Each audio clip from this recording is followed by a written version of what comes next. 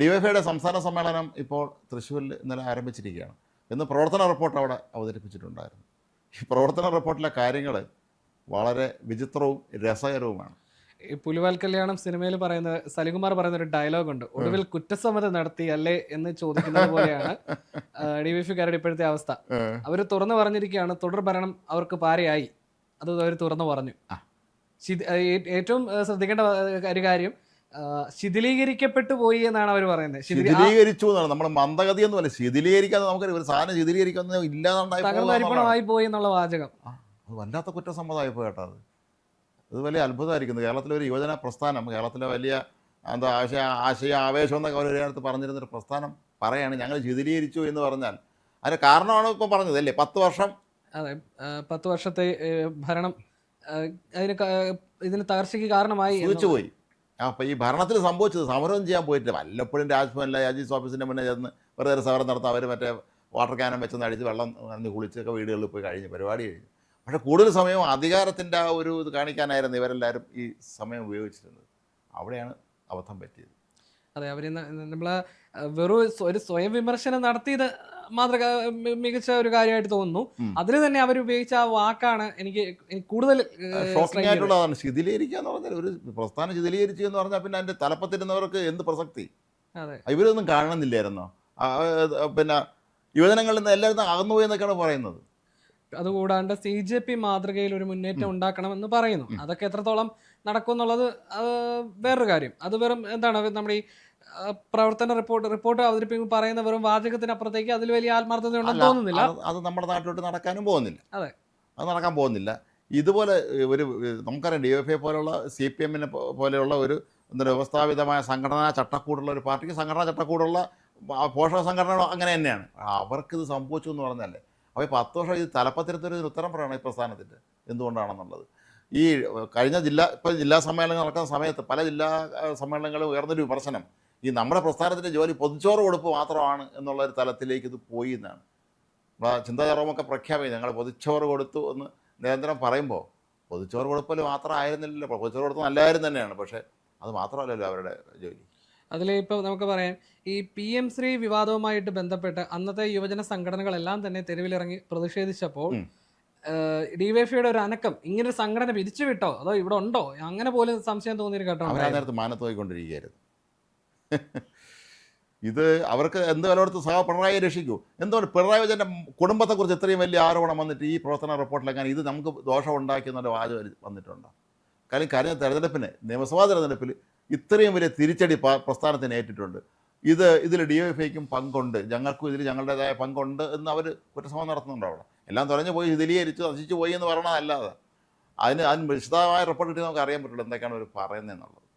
ഇവരെ സംബന്ധിച്ച് ഒരു പതിവുണ്ട്, എന്താണ് എല്ലാം ഒരു ഇതുപോലെ പറഞ്ഞിട്ട് കയ്യിൽ നിന്ന് പോയി എന്ന് തോന്നിക്കഴിയുമ്പോൾ അത് ഞങ്ങൾ അങ്ങനെയൊന്നും പറഞ്ഞിട്ടില്ല, എല്ലാ മാധ്യമങ്ങളും സൃഷ്ടിയാന്ന് പറഞ്ഞ് മാധ്യമങ്ങളുടെ തലക്കിടുന്ന ഒരു പതിവ് സ്വഭാവം ഇടതുപക്ഷത്തിനുണ്ട്, എപ്പോഴും ഉണ്ട്. ഇവിടെയും അത്തരത്തിൽ ഏതായാലും ഈ വന്നിരിക്കുന്ന ഈ ഒരു വിമർശനം അതിന് എത്രത്തോളം ചർച്ചയാകുന്നു എന്നുള്ളതിനനുസരിച്ചായിരിക്കും അവരുടെ ഈ ഉരുണ്ടുകളി. അതെ, ചർച്ചയാകുന്നു എന്ന് മാത്രമല്ല, ചർച്ചയായിട്ട് ഇനി അതിന്മേൽ എന്തൊക്കെ നടപടി സ്വീകരിക്കും എന്നുള്ള ആദ്യം നമ്മൾ നോക്കണം. ഈ ഇവരുടെ നേതാക്കന്മാർ ഇപ്പോൾ യൂത്ത് കമ്മീഷനിൽ, യുവജന ക്ഷേമ ബോർഡ് എല്ലാത്തിനും തലപ്പത്തി വരെ നേതാക്കന്മാർ തന്നെയാണ് ഇരുത്തത്. അതുപോലെ പിന്നെ പലർക്കും വലിയ വലിയ സ്ഥാനമാനങ്ങൾ കിട്ടുകയും ചെയ്തിട്ടുണ്ടായിരുന്നു. ഇതൊക്കെ ഇവരെന്ത് ചെയ്തു? അവർക്ക് വേണ്ടി ഉപയോഗിച്ചു. ഈ DYFI നേതാക്കന്മാർ സിൻഡിക്കേറ്റ് മെമ്പർമാരായവരുണ്ട്, അതുപോലെ മറ്റു ഒരുപാട് സ്ഥാപനങ്ങളിൽ അംഗമായവരൊക്കെ ഉണ്ട്. ഇവരവിടെ നിന്നുകൊണ്ട് എന്താണ് ചെയ്തത്?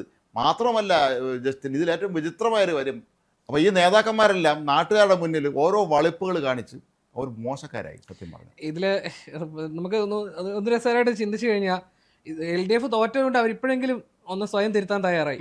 തുടർഭരണമായിരുന്നെങ്കിലോ മാറിയ ഞങ്ങളാണെന്ന് പറഞ്ഞത്, ഞങ്ങളെ കഴിവുകൊണ്ടും കൂടെയാണ് എല്ലാം വന്നതെന്ന് പറഞ്ഞത്. മാത്രമല്ല ഇവർ ഈ കേരളത്തിൽ നേരത്തെ ജസ്റ്റ് പറഞ്ഞതുപോലെ കേരളത്തിന് ആവശ്യമായ എത്ര പ്രക്ഷോഭങ്ങളിൽ ഇവർ പങ്കെടുത്തു. പണ്ട് DYFI അറിയാമല്ലോ, മന്ത്രിമാരെ വഴി തറയുന്ന പോലുള്ള ജനാധിപത്യ വിരുദ്ധ പരിപാടികൾ ഇവർ ചെയ്തിട്ടുണ്ടെങ്കിൽ പോലും ഒരുപാട് സമരങ്ങൾ അവർ ചെയ്തിട്ടുണ്ട്. ഇത് സമരമില്ല, സുഖ ജീവിതമായിരുന്നു.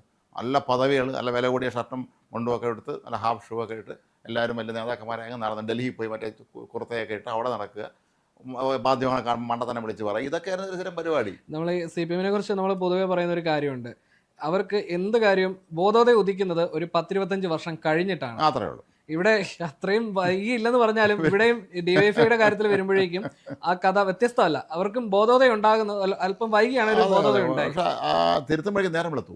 അതെ, അതാണ് അവിടെ. അതാണ് എൻ്റെ ഒരു വിഷയം. DFIയെ സംബന്ധിച്ചിടത്തോളം അവരെ നേതൃനിര നമ്മളൊന്ന് എടുത്തു നോക്കും. പണ്ടത്തെ പോലത്തെ ഇപ്പോൾ MB ജയരാജൻ ഉണ്ടായിരുന്നു, EP ഉണ്ടായിരുന്നു, MB ജയകുമാർ ഉണ്ടായിരുന്നു, തുടങ്ങി വലിയൊരു നേതൃനിര അതിൽ വന്നിട്ടുണ്ടായിരുന്നു. അതിലൂടെ കടന്നു വലിയ വലിയ നേതാക്കന്മാരായ ആളുകളുണ്ട്. അവർക്കെല്ലാം അവരുടേതായ ഒരു ഭൂരിപക്ഷം അവർക്ക് എന്തെങ്കിലും പ്രശ്നങ്ങളുണ്ടെങ്കിൽ എന്ന് പറഞ്ഞാൽ പോലും ലീഡർഷിപ്പ് ക്വാളിറ്റി ഉള്ളവർ തന്നെയായിരുന്നു അതിൽ ഭൂരിപക്ഷം. അവർ പിള്ളേർക്കാർ നേതാക്കന്മാരെ ഈ DYFIയിൽ ഇന്ന് ഈ തമാശ നാടൻ നടത്തുന്ന എത്ര പേര് ഭാവിയിൽ വലിയ നേതാക്കന്മാരാണ് ആലോചിച്ചു. അതെ, മാത്രമല്ല നമ്മളൊന്ന് ഈ ചാനൽ ചർച്ചകളൊന്ന് ശ്രദ്ധിച്ചാൽ മതിയാവും. DYFIയുടെ പല നേതാക്കളായിട്ട് വരുന്ന ആളുകൾക്കും അവർക്ക് നേരാൻ വേണ്ട കാര്യങ്ങൾ പറഞ്ഞ് പ്രസന്റ് ചെയ്യാൻ പോലും അവർക്കറിയില്ല.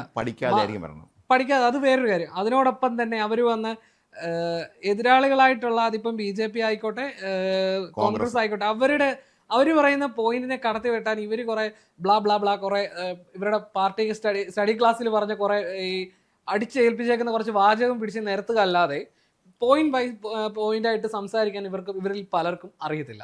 അത് ഈ സന്ദേശ സിനിമയിൽ എന്തുകൊണ്ട് നമ്മൾ തോറ്റു എന്ന് പറയുമ്പോൾ ഒരാൾ എണീറ്റ് പറയില്ല നമ്മൾ ജനങ്ങളിൽ നിന്ന് അകന്നു പോയി എന്ന്. ഇവർക്ക് അതാണ് സംഭവിച്ചത്.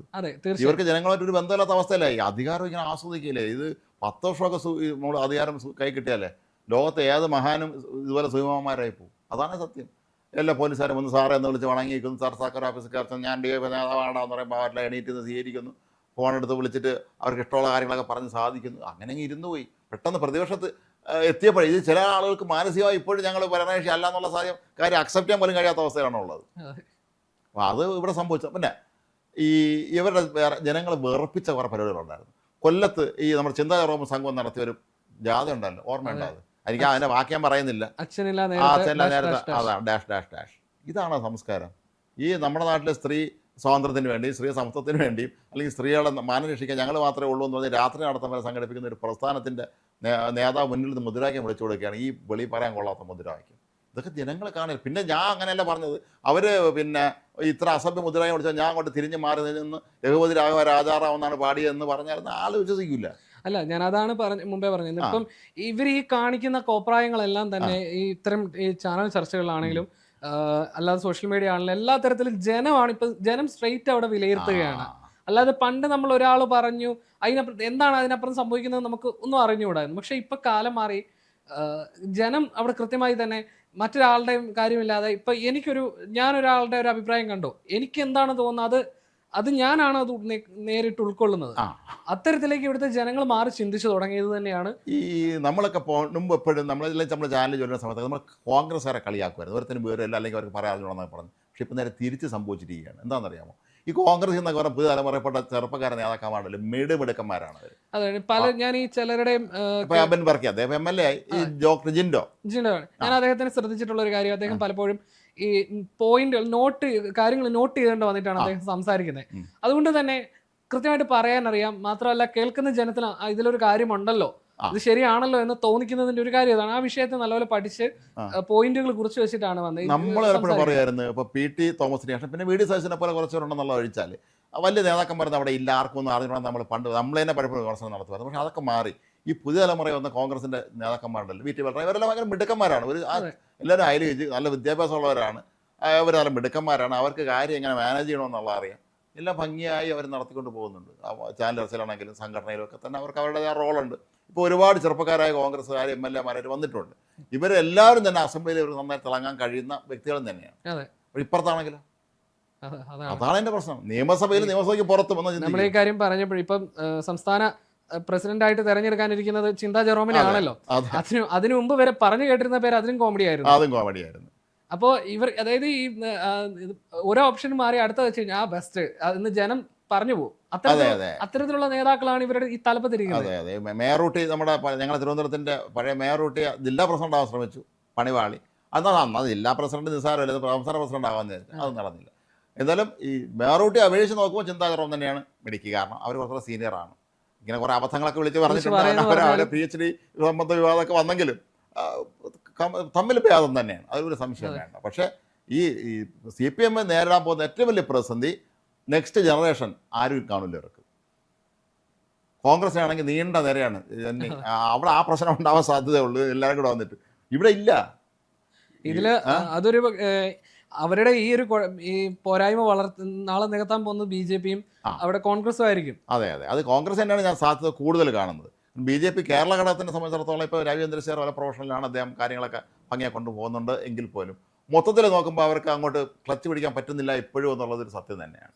പക്ഷേ ഭാവിയിൽ അവരത് ഇപ്പോൾ 3 MLA കിട്ടി എന്നുള്ളത് ഒരു പ്രധാനപ്പെട്ട കാര്യം തന്നെ. DYFI വെച്ച് നോക്കുമ്പോൾ നമ്മൾ ഈ പറഞ്ഞ പോലെ തന്നെ അവരാരും DYFI വെച്ച് നോക്കുമ്പോൾ ഇപ്പോൾ ഈ ചാനലേഴ്സൊക്കെ എല്ലാത്തിനും വരുന്ന ഈ യുവമോർച്ചയുടെ അല്ലെങ്കിൽ BJP-യുടെ നേതാക്കന്മാർ പുതിയ തലമുറയിൽപ്പെട്ടവർ ആലമ്പെടുക്കന്മാരാണ്, പഠിച്ചിട്ട് വരുന്നുണ്ട് എല്ലാവരും. അതെ, പഠിച്ചിട്ട് വന്ന് ഇന്നത്തെ കാലത്ത് ഈ ബ്ലാബ്ല അടിച്ച് അല്ലെങ്കിൽ എൻ്റെ പ്രസ്ഥാനം വളച്ചടിച്ചു എന്നൊന്നും പറയാൻ പറ്റൂല. വീഡിയോ ഇരിക്കണം എല്ലാവരെയും കയ്യിൽ. നിയമസഭയ്ക്കകത്ത് നിയമസഭ അടിച്ച് പൊളിച്ച് ഡെസ്കിൻ്റെ പുറത്തുള്ള കാര്യം നടന്നവർ പറയാണ് ഇത് മുഴുവൻ മാധ്യമങ്ങൾ തെറ്റിദ്ധരിപ്പിച്ചാണെന്ന് പറഞ്ഞാൽ ആരെങ്കിലും വിശ്വസിക്കും? അതാണ് ലോകം. അതല്ലാതെ DYFIക്ക് നന്നാവണമെന്നുണ്ടെങ്കിൽ അവർക്ക് ഇനി സമയമൊക്കെ ഉണ്ട്, അവർക്ക് ഒരുപാട് നല്ല കാര്യങ്ങളൊക്കെ ചെയ്യാനും സമര രംഗത്തൊക്കെ ഇറങ്ങാം. പക്ഷേ ഈ കോമഡി സമരങ്ങളാവരുത്. കോട്ടയത്ത് പറഞ്ഞിട്ട് ഞാൻ നേതാവിൻ്റെ പേരെന്ന് പറഞ്ഞു, കോട്ടയത്ത് പണ്ട് ചില കേരള കോൺഗ്രസ് നേതാക്കന്മാരെ സ്ഥിരം കോമഡി ഷോ ഉണ്ടായിരുന്നു. അപ്പോൾ ഞാൻ അന്വേഷിച്ചപ്പോൾ ഒരാൾ എൻ്റെ അടുത്ത് പറഞ്ഞത് ഇത് അന്ന് എല്ലാ ചാനലുകളിലും ഈ രാഷ്ട്രീയ ആക്ഷേപഹാസ്യ പരിപാടികൾ വരുമായിരുന്നു. ഇതിൽ വരാൻ വേണ്ടി അങ്ങനെ വന്നെങ്കിലും എന്നെ ശ്രദ്ധിക്കട്ടെ എന്നുള്ള ധാരണയോട് കൂടിയാണ് ഈ വളിപ്പ് പരിപാടികൾ കാണിക്കുവരുന്നത്. അവരെയും കടത്തിവിടുന്ന രീതിയിലുള്ള വളിപ്പുകളാണ് ഇപ്പോൾ ഈ DYFI നേതാക്കന്മാർ പലപ്പോഴും നമ്മുടെ നാട്ടിൽ കാണിച്ചുകൊണ്ടിരിക്കുന്നത്. മാത്രമല്ല ഈ ഒരു തിരുത്തൽ ശക്തിയായി മാറാൻ, സ്വന്തം സംഘടനയ്ക്കുള്ള തിരുത്തൽ ശക്തിയായി മാറാൻ അവർക്ക് ഇനി കഴിഞ്ഞിട്ടില്ല. അതാണ് പണ്ട് കോൺഗ്രസ്സിലെ യൂത്ത് കോൺഗ്രസിന് തിരുത്തൽ ശക്തിയാകാൻ കഴിഞ്ഞിരുന്നത് കെനഡിയുടെ മേലറിയുടെ കാലത്ത്. പിന്നീട് അതിന് ശക്തി കുറഞ്ഞിരിക്കാം. പക്ഷേ എങ്കിൽ പോലും ഇപ്പോഴും അവിടെ ചെറുപ്പക്കാർ അവർക്കൊരു സേവ ഉണ്ട്, അവർക്ക് പറയാൻ. പക്ഷേ ഇവിടെ പറ്റില്ലല്ലോ. ഈ പിണറായി വിജയൻ്റെയും കുടുംബത്തിൻ്റെയും പേരിൽ ഇത്രയും ആരോപണങ്ങളും പ്രശ്നങ്ങളൊക്കെ ഇത്രയും പാർട്ടി നാണം കെട്ട് നാട്ടുകാർ മുമ്പേ ഇങ്ങനെ നിൽക്കുമ്പോൾ ഇവർക്കൊന്നും പറയാനില്ല. എന്ത് പറയാൻ?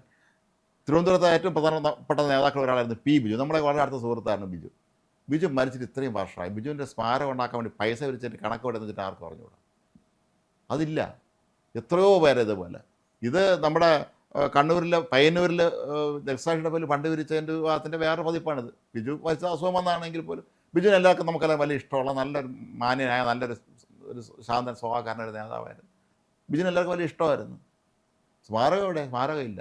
ഇതൊക്കെ CPM പണ്ടത്തെ CPM നേതാക്കൾക്ക് അല്ലെങ്കിൽ അന്നത്തെ ആളുകൾക്ക് ചിന്തിക്കാൻ പോലും കഴിയാത്തതാണ്. ഇപ്പം അത് മാറി. നിങ്ങളുടെ നാട്ടിലൊക്കെ ഇതായിരിക്കുമല്ലോ അവസ്ഥ. അങ്ങോട്ടൊക്കെ അല്ലെ ആ മധ്യതിരുവിതാംകൂർ ഭാഗത്തൊക്കെ അവിടെ കേരള കോൺഗ്രസ് പോലുള്ള പ്രസ്ഥാനങ്ങൾ വളർന്നുകൊണ്ടിരിക്കുന്ന സമയത്ത് DYFI താഴോട്ട് പോയി. പത്തനംതിട്ട ജില്ലയിലെ അവസ്ഥ നമ്മൾ കാണുന്നില്ലേ? അവിടെ എന്തെല്ലാം അവിടെ CPM നടക്കണം. എന്നിട്ട് അവിടുത്തെ DYFI നേതാക്കന്മാരൊന്നും പ്രതികരിക്കുന്നില്ല. ആരെങ്കിലും അവിടെ വല്ലതും പറയുന്നുണ്ട്. അതാണ് ഇവിടുത്തെ ഒരു അവസ്ഥ. എന്താണെങ്കിലും ഈ കുറ്റസമ്മതം നല്ലതാണ്. ലോകത്ത് നമ്മൾ നമുക്ക് ഒരു കുറ്റം ചെയ്താൽ അത് ഏറ്റുപറഞ്ഞ് സമസ്താപരാധം പറയുന്നത് നല്ല കാര്യം തന്നെയാണ്. പക്ഷേ ഇതിൽ അവസാനിപ്പിക്കരുത്. ഇവർ ഇനിയും ഒരു നല്ലൊരു പ്രതിപക്ഷമായി മാന്യമായ രീതിയിൽ പണ്ട് എങ്ങനെയായിരുന്നു ഈ വല്ല നേതാക്കന്മാർ അവരുടെ ചോദിച്ചാൽ പറഞ്ഞു കൊടുക്കൂല്ലോ. ഇപ്പോൾ MP ജയകുമാർ, MP ജയരാജൻ ഇപ്പം ഉണ്ട്. അവരെ ചെറുപ്പകാലങ്ങളിൽ അവർ DYFI നയിച്ചിരുന്നതൊക്കെ എങ്ങനെയാണെന്ന് ചോദിച്ചാൽ അവർ പറഞ്ഞു കൊടുക്കും. അതായത് ജനം ഇവരെന്ത് കോമാളിയാണെന്ന് പറയാത്തൊരു കാര്യം അവർ തന്നെ അവരുടെ പ്രവൃത്തിയിലൂടെ കാണിച്ചു കൊടുക്കണം. അത് സുരേഷ് കുറുപ്പിനെയൊക്കെ പോലെയുള്ള നല്ല മാതൃകകളുണ്ട്. അവരെയൊക്കെ വീട്ടിൽ പിടിച്ച് ഇരുത്തിക്കാതെ അവരെ പുറത്തിറക്കണം. എല്ലാവരെയും ഈ ശശിധരൻ, അതുപോലെ ഈ പിന്നെ നമ്മുടെ കരുനാഗപ്പള്ളി PR വസന്തൻ, ഇവരൊക്കെ ഉണ്ട്. ഇവരൊക്കെ ഇപ്പോൾ എവിടെയാണെന്ന് വെച്ചാൽ ആർക്കും അറിഞ്ഞുകൂടാ. അവരൊക്കെ കൊണ്ടുവരണം. ഈ ജനങ്ങളെ അംഗീകരിച്ചാണ് കൊണ്ടുവരണം. അതല്ലാതെ ഇങ്ങനെ ബലം പിടിച്ച് ഇങ്ങനെ നടക്കുന്ന ആളല്ല. ഇവർക്ക് അങ്ങനെ ഇപ്പോഴും തെറ്റിദ്ധാരണയുണ്ട്. ഈ ബലം പിടിച്ച് നടക്കുന്നതാണ് ഒറിജിനൽ സഖാവിൻ്റെ യഥാർത്ഥ സത്യനാരായണ സഖാവിൻ്റെ ലക്ഷണം എന്നുള്ളത്. അങ്ങനെയൊന്നും അല്ല. ആൾക്ക് ഇപ്പോൾ ഇവരെ സതീശനെ പൂക്കിയെന്ന് പറഞ്ഞ് കളിയൊക്കെ വെച്ചാൽ ചിരിക്കുന്ന മനുഷ്യനെ തന്നെയാണ് ആൾക്ക് ഇഷ്ടം. മനുഷ്യന് മാത്രമേ ചിരിക്കാനുള്ള കഴിവ് വന്നിട്ടുള്ളൂ. വേറെ ഒരു മൃഗത്തിനും ചിരിക്കാൻ പറ്റില്ല. മനുഷ്യനെ ചിരിക്കാൻ പറ്റുള്ളൂ. അത് ചിരിക്കുന്നത് തെറ്റൊന്നുമല്ല. അതുകൊണ്ട് ഇനിയെങ്കിലും ജനങ്ങളെ മനസ്സിലാക്കി ജനങ്ങൾക്കിടയിൽ പ്രവർത്തിച്ചാൽ DYFIക്ക് പഴയ അവരുടെ അവസ്ഥയിലേക്ക് പോകാനൊക്കെ പറ്റും. പക്ഷേ അത്ര എളുപ്പമല്ല. കാരണം നിലവിൽ 10 വർഷം കൊണ്ട് അതിനെ മൊത്തത്തിൽ നശിപ്പിച്ചിട്ടേക്കുന്ന ഒരു സ്ഥാപനത്തെ തിരിച്ച് റിനോവേറ്റ് ചെയ്ത് കൊണ്ടുവരിക എന്നുള്ള ഒരു വ്യവസായ സ്ഥാപനമാണെങ്കിൽ എന്തോത്രം ബുദ്ധിമുട്ടാണോ അതിൻ്റെ 10 ഇരട്ടി ബുദ്ധിമുട്ടായിരിക്കും ഈ ഒരു പ്രസ്ഥാനത്തെ തിരിച്ച് പഴയ അവസ്ഥയിലേക്ക് കൊണ്ടുവരാൻ.